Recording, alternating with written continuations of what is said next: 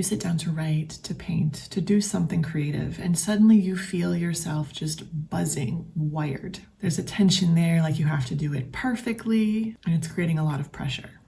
That energy that you're feeling, that's not creative energy, that is fight or flight response. Fight or flight response is also known as the sympathetic activation state of your nervous system, and activation is a good word there. There's a lot of energy in this particular state. You might feel overwhelmed by everything you need to do. There's a certain amount of restlessness or rushing. No amount of work that you do ever feels like it's enough.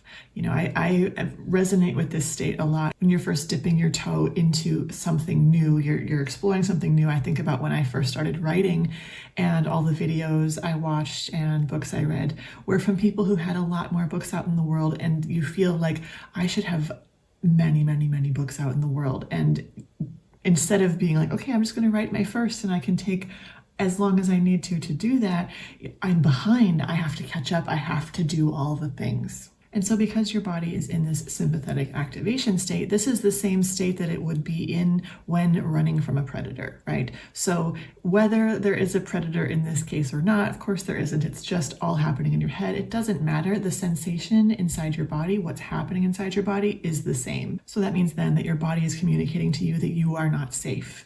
There is a threat and you need to get away from it or fight it. And of course, in this moment, creating is the threat, right there. It's not a saber-toothed tiger. It's not an angry hippo. It's just this idea of this creative project that you want to work on. You might feel similar symptoms that you would feel in other cases when you'd be in fight or flight. You might have an elevated heart rate. You might be breathing very shallowly from up here.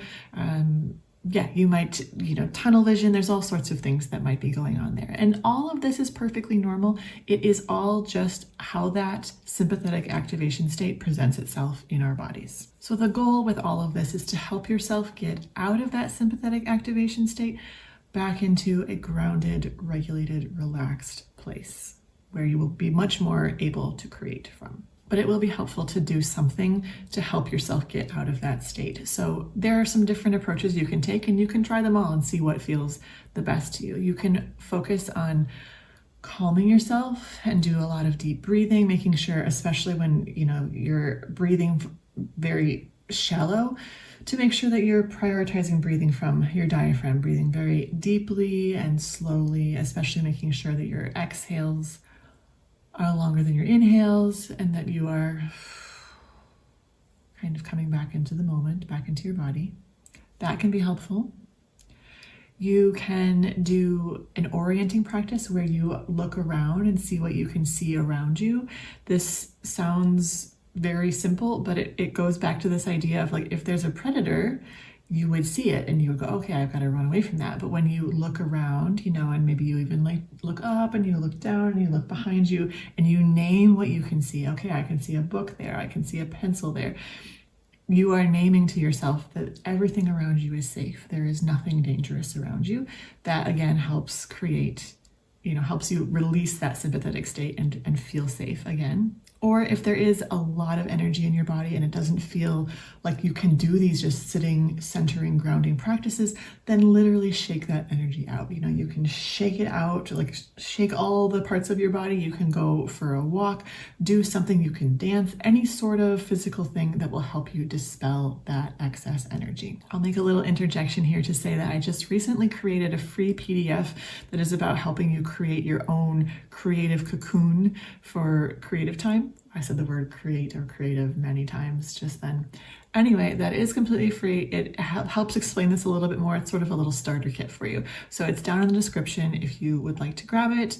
I think it would be, if this resonates with you, that will be helpful for you as well. So an important thing to remember when you are in this, when you've had this experience of like wanting to create but being in this fight or flight response, is you don't need to earn calm. You don't need to get calm another thing on your to-do list before you get to your creative thing, because that can just, become another item that you have to cross off. It can become part of the creative practice.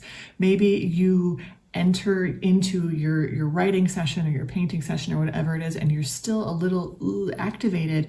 Maybe you've tried the breathing and it's not quite getting you there. And so instead of jumping right into your project, maybe you're like, I'm gonna do a little writing activity where, I find a prompt and I just like, you actually let yourself get into that more relaxed state as you lose yourself in the writing. That might be helpful to do, like a journaling practice or writing with your hand. That can be very calming.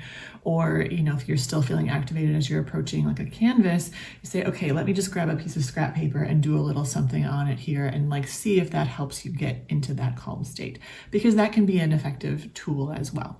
The key with those things would be to remove any sort of pressure that this is going to be something that you're going to publish or share or whatever it is, that this is just something very simple, very meditative. Maybe with painting, it's just painting swatches, or with writing, it's just like, okay, I'm going to write, again, like a warm-up sort of paragraph. Maybe you're going to journal about how you feel about writing before you start writing, for example. It's important to remember that there's nothing wrong with you if this has been your experience lately.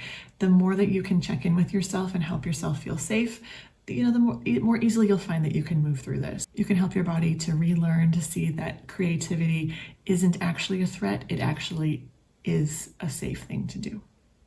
Thanks for watching. Make sure to subscribe if you haven't already, because I'm making a lot more content like this lately, both the educational videos like this and vlogging my own experience of being a full-time creative. And I will be back here again soon with a new video.